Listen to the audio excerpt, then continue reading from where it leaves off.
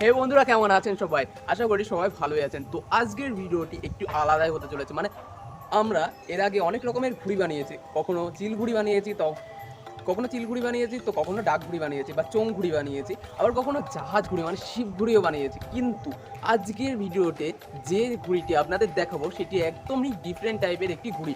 মানে আমিও প্রথমে ভাবতে পারিনি যে এরকম টাইপেরও আবার ঘুড়ি হয়। তো এই ঘুড়িটা দেখার পরেও আপনারাও খুবই অবাক হবেন। আপনারাও ভাববেন এই ঘুড়ি আবার আকাশে উড়তে পারে কিভাবে। তো ঘুড়িটি কেমন চলুন দেখা যাক। তো দেখতে পাচ্ছেন এটি কিরকম ডিফারেন্ট টাইপের একটি ঘুড়ি দেখতে পাচ্ছেন।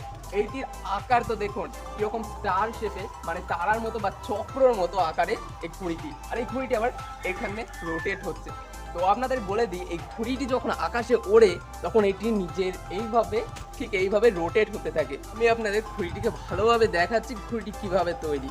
আর এই ভিডিওর মধ্যে আমি ঘুড়ি ডায়ামিটারটাও দিয়ে দেবো, মানে মেনশন করে দেবো। তো আপনারা যদি চান দেখে দেখে বাড়িতে বানাতে পারবেন। তো চলুন দেখা যাক ঘুড়িটি কিভাবে তৈরি। প্রথমে আমি আপনাদের ঘুড়িটিকে উল্টে দেখাচ্ছি, মানে উল্টে দিয়ে তারপরে দেখাচ্ছি ঘুড়ির পিছনে কিভাবে চটাটা বাঁধা আছে।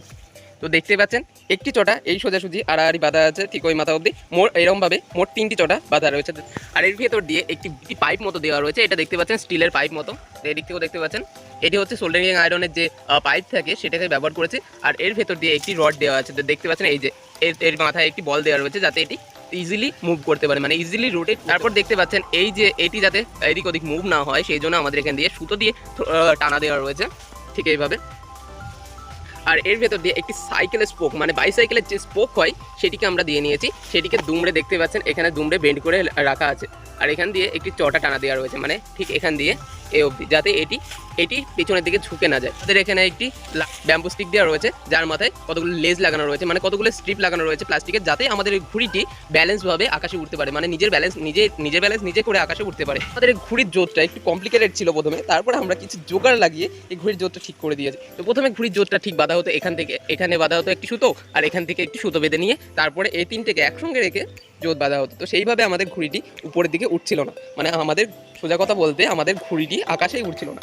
তারপর আমরা শুধু একটি মাথায়, মানে এই কাঠিটির এই মাথায় একটি জোত বেঁধে আমাদের ঘুড়িটি আকাশে ওড়াতে সফল হয়েছে। আর আমাদের ঘুড়িটি যদি একটু ধরে রাখি তো দেখতে পাচ্ছেন আমাদের হাওয়ার কারণে আমাদের ঘুড়িটি কত সুন্দরভাবে রোটেট হচ্ছে। ঘুড়িটি নিয়ে মাঠে যাওয়া যাক, কারণ এখান থেকে ছাদ থেকে তো ওড়ানো একটু পসিবল না। তো মাঠে গিয়ে দেখা যাক যে আমাদের এই ঘুড়িটি কিভাবে ওড়ে। আমাদের এই ঘুড়িটি কি আদৌ আকাশে উঠবে কিনা সেটা দেখার জন্য আমাদের মাঠে যেতে হবে। তো চলুন মাঠে যাওয়া যাক।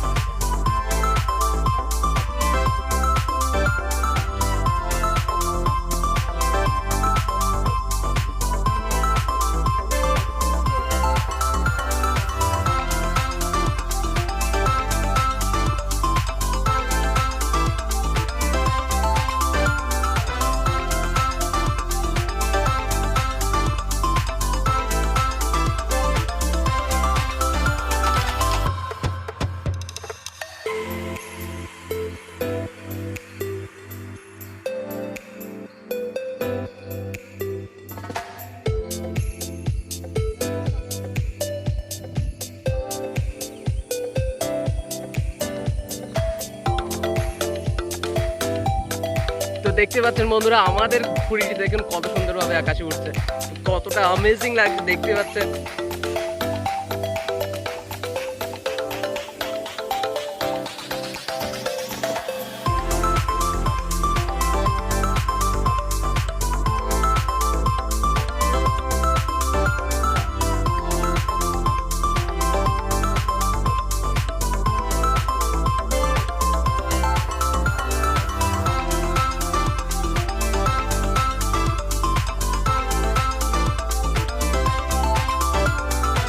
তো দেখতে পাচ্ছেন বন্ধুরা আমাদের ঘুড়িটি কত সুন্দরভাবে উঠলো। তো আজকের ভিডিওটি ব্যাস এইটুকুই। আবার দেখা হচ্ছে নেক্সট একটি ইন্টারেস্টিং ভিডিও নিয়ে, একটি ইন্টারেস্টিং টপিক নিয়ে। তো ততক্ষণ ভালো থাকবেন, সুস্থ থাকবেন।